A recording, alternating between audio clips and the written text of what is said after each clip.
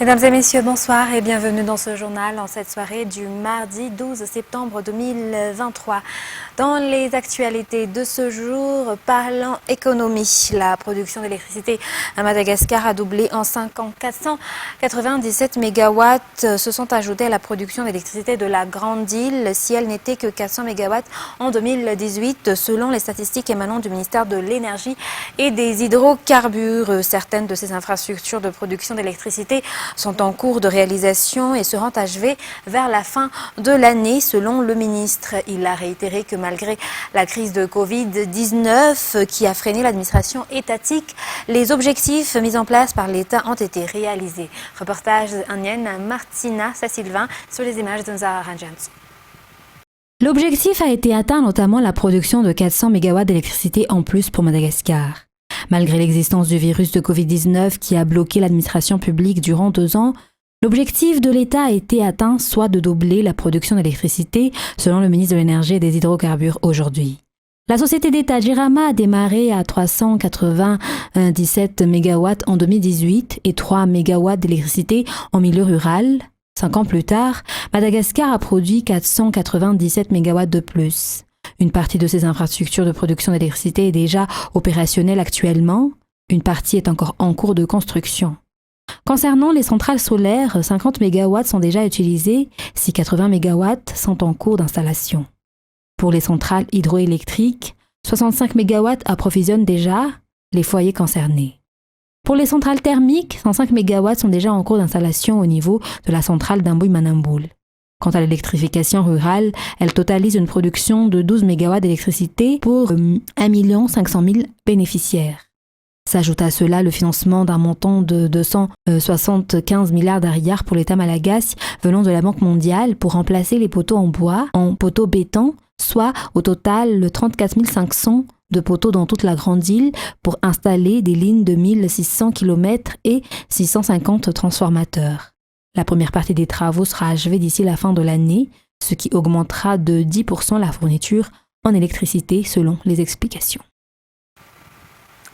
Et après 10 ans de négociations entre les 10 pays membres de la Convention de Nairobi, le protocole relatif à la gestion intégrée des zones côtières ou GIZC a enfin été adopté durant la conférence plénipotentiaire qui s'est tenue à Madagascar les 11 et 12 septembre 2023 grâce au leadership de Madagascar à travers la ministre Vina Marie Orléa, ministre de l'Environnement et du Développement durable qui assure la présidence de la Convention de Nairobi actuellement.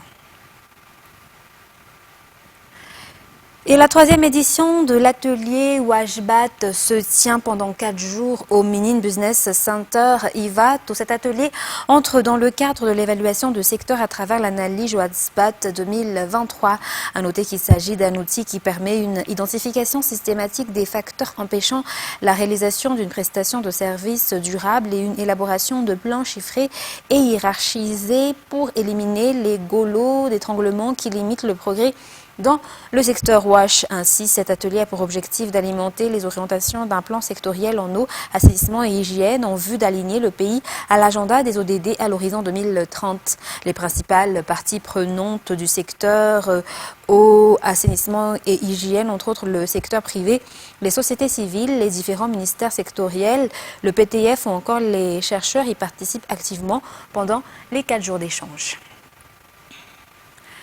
Et dans l'actualité sociale, parlons de l'incendie qui s'est passé à Amboudran, en Péflou. 35 maisons ont été ravagées par un incendie justement dans ce Fukuntan d'Amboudran ou un Péflou hier et environ 120 personnes sont sans abri. Ce seraient des enfants qui jouaient, qui seraient à l'origine du feu qui s'est propagé rapidement sur les autres habitations. Ce matin, la ministre de la Population, Swafeli Raprincia, est venue au chevet des victimes pour apporter des aides. Miaroula Tsferan. Hier après-midi, vers 15h, le feu a commencé à se propager ici à Amboudran, un Péflou. Selon le chef de Fukuntan, ce seraient des enfants qui jouaient, qui seraient à l'origine du feu, et ce dernier s'est rapidement propagé sur les maisons en bois aux environs. Environ 35 toits sont partis en fumée, selon le bilan hier 11 septembre. 120 personnes sont recensées sans abri actuellement si une personne a été blessée et a déjà reçu les soins nécessaires. Ce matin, un représentant de l'État par le biais de la ministre de la Population est venu réconforter les victimes et apporter des aides, notamment des matériels utiles au quotidien comme des couvertures, des vivres, du savon, des ustensiles de cuisine, mais aussi des tentes pour les héberger ainsi que des éclairages pour la nuit. Des tentes qui ont été installées non loin de leur habitation. La ministre de la Population a rappelé que la population malagasy doit faire attention surtout en cette saison chaude, propice aux incendies. Le BNGRC a également apporté son aide avec le ministère de la Population. Ces victimes attendent ainsi de ces derniers la réhabilitation de leur maison et des aides pour la scolarisation de leurs enfants. Et le CEG IVAT a été réceptionné aujourd'hui après sa réhabilitation. L'infrastructure a reçu 5 salles de classe de plus et environ 1000 élèves y suivront l'enseignement secondaire. Cette réhabilitation est le fruit de la collaboration entre l'État à travers le gouverneur de la région Analamanga, le maire d'IVAT, le député IRD élu dans le district d'Amboujachim et un entrepreneur œuvrant dans le social à IVAT. Reportage de Ruth Christelle Rakoutmalal et Yves Janel. Les vacances sont terminées pour les 1050 élèves du CEG d'IVAT. De nouvelles infrastructures les accueillent. En effet, le CEG a été réhabilité après plusieurs années sans aucun entretien. Les élèves sont contents et ont démontré leur volonté de bien travailler. Faire de l'éducation une priorité est l'esprit qui a poussé l'État à travers le gouverneur de la région d'Analamang, le maire de la commune d'IVAT, le député IRD élu dans le district d'Amboujachim et un entrepreneur œuvrant dans le social dans ce district à rénover cet établissement. Les travaux ont duré 3 mois. Ce CEG comporte 15 salles de classe et une bibliothèque. Mis à part la nouvelle infrastructure, l'établissement bénéficiera également de tables-bancs. Le maire de la commune d'IVAT, et non moins parrain de ses élèves, les a incités à bien travailler et à prendre soin des infrastructures. Puisqu'on a parlé éducation, restant sur cette page, 20% des élèves scolarisés à l'EPP IVAT ou base n'ont pas effectué leur inscription à temps pour cette année scolaire. Certains d'entre eux n'ont pas encore pu compléter leur fourniture scolaire. Pour y remédier, le député de Madagascar élu dans le district d'Amboujachim ou avec des partenaires privés leur a apporté des aides et des fournitures aujourd'hui. Reportage de Farjessina Mireille. Environ 50 élèves scolarisés au sein de l'EPP IVAT ou base n'ont pas encore pu effectuer leur réinscription du fait des difficultés financières de leurs parents. Par ailleurs, une partie des élèves de l'EPP qui sont déjà rentrés en classe depuis le 4 septembre dernier n'ont pas encore pu compléter leur fourniture scolaire. De ce fait, le député élu dans le district d'Amboujachim avec les partenaires ont apporté leur soutien en leur offrant des aides mais aussi des fournitures scolaires. Ce genre d'aide soulage les parents pour la scolarisation de leurs enfants. Dans l'actualité internationale de ce soir, les inondations provoquées par la tempête Daniel ont fait des ravages dans le nord-est de la Libye, faisant des centaines voire des milliers de victimes. Les intempéries ont également causé d'importants dégâts matériels, inondant des maisons, des entreprises et des infrastructures essentielles. Des routes et des ponts ont été détruits, rendant la circulation impossible dans certaines villes. France 24.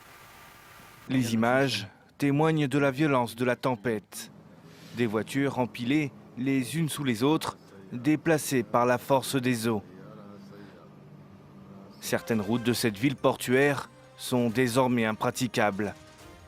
La tempête Daniel et ses pluies torrentielles ont tout ravagé sur leur passage dans cette région de l'est de la Libye, en particulier la ville de Derna déclarée sinistrée.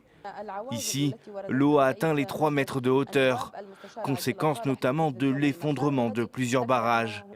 La crue n'a laissé qu'un trou béant en plein cœur de cette cité de 100 000 habitants. Rien que dans la ville de Derna, il y a plus de 2000 morts. Nous prions pour leurs âmes. Il y a encore des milliers de personnes portées disparues là-bas, entre 5 et 6 000. Et ce nombre peut augmenter de manière très significative. C'est désormais une course contre la montre pour les équipes de secours aidées par l'armée. Des centaines d'habitants sont toujours bloqués dans des zones parfois difficiles d'accès. La tempête frappe le pays depuis samedi soir. Ces derniers jours, elle a dévasté plusieurs régions de Grèce, de Turquie et de Bulgarie, faisant une trentaine de morts. En Libye, ce lundi, 3 jours de deuil national ont été décrétés.